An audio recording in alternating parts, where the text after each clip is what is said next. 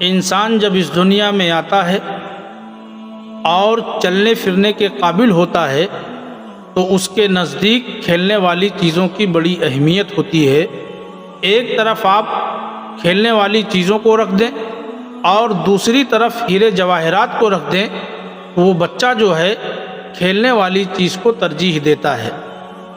پھر جب وہی بچہ جوانی کی دہلیز پر قدم رکھتا ہے تو اپنے سلسلے میں بہت ہی حساس ہو جاتا ہے، خود پسندی اس میں آ جاتی ہے، لوگوں کے سامنے خوبصورت پیش کرنا اس کی زندگی کا اہم حصہ ہوتا ہے۔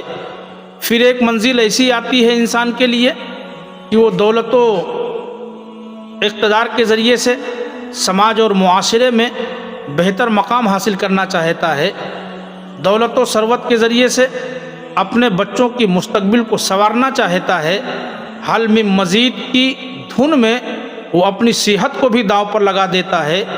دنیا ہی کی کامیابی اس کے نزدیک معراج ہوتی ہے۔ کہا گیا ہے کہ اگر ابن آدم کو سونے کے 2 پہاڑ مل جائیں تو وہ جو ہے تیسرے کی خواہش کرے گا۔ ابن آدم کا پیٹ تو قبر کی مٹی ہی بھر سکتی ہے۔ پھر ایک منزل ایسی آتی ہے کہ جسمانی اعضاء کمزور پڑنے لگتے ہیں، پھر دیکھا یہ گیا ہے کہ اس کے جینے کی خواہش بڑھنے لگتی ہے، نہ چاہتے ہوئے بھی وہ جو ہے موت کی طرف رواں دواں رہتا ہے۔ آپ نے دیکھا ہوگا بارش کے موسم میں کھیتی جو ہے لہلہا اٹھتی ہے، ہری بھری ہو جاتی ہے، چاروں طرف ہریالی ہی ہریالی نظر آتی ہے۔ پھر ایک دن ایسا آتا ہے کہ وہی کھیتی زرد پڑنے لگتی ہے، اور پھر ایک دن ایسا آتا ہے کہ وہی کھیتی سوکھ جاتی ہے۔ یہ کھلی ہوئی حقیقت انسان کے سامنے موجود ہے، اس کے باوجود انسان یہ چاہتا ہے صحت ہو بیماری نہ ہو، خوشی ہو غم نہ ہو، زندگی ہو موت نہ ہو۔ انسان کی لامحدود خواہشات کو دنیا جو ہے پوری کرنے کی متحمل نہیں ہے۔ اللہ رب العزت نے اس دنیا کو جو ہے وہ بقدر ضرورت بنایا ہے۔ لامحدود خواہشات کے لیے اللہ رب العزت نے آخرت بنائی ہے، کیونکہ آخرت کی زندگی ہی اصل زندگی ہے۔ اب اس کی 2 صورتیں ہیں، ایک صورت ہے نجات کی اور دوسری صورت ہے عذاب کی۔ ایک ٹھکانے کا نام جنت ہے، دوسرے ٹھکانے کا نام جہنم ہے۔ جنت میں آدمی کبھی بوڑھا نہیں ہوگا، بیمار نہیں ہوگا، کوئی غم لاحق نہیں ہوگا، اور انسان کی ہر خواہش کو پورا کیا جائے گا۔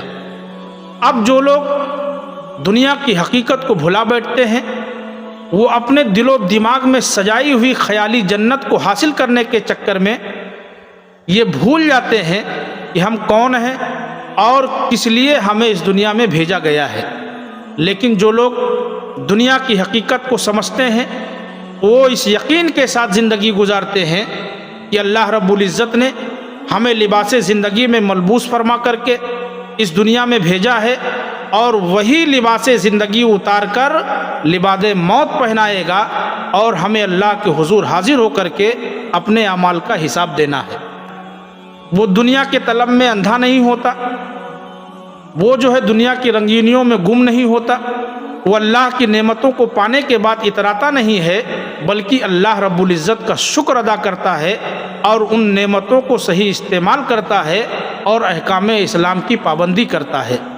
دیکھیے، عمل کے اعتبار سے ہی جنت اور جہنم کا فیصلہ کیا جائے گا۔ یہ خاکی انسان اپنی فطرت میں نہ نوری ہوتا ہے نہ ناری ہوتا ہے، بلکہ عمل کے اعتبار سے نوری اور ناری بنتا ہے۔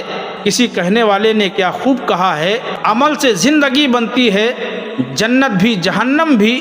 یہ خاکی اپنی فطرت میں نہ نوری ہے نہ ناری ہے۔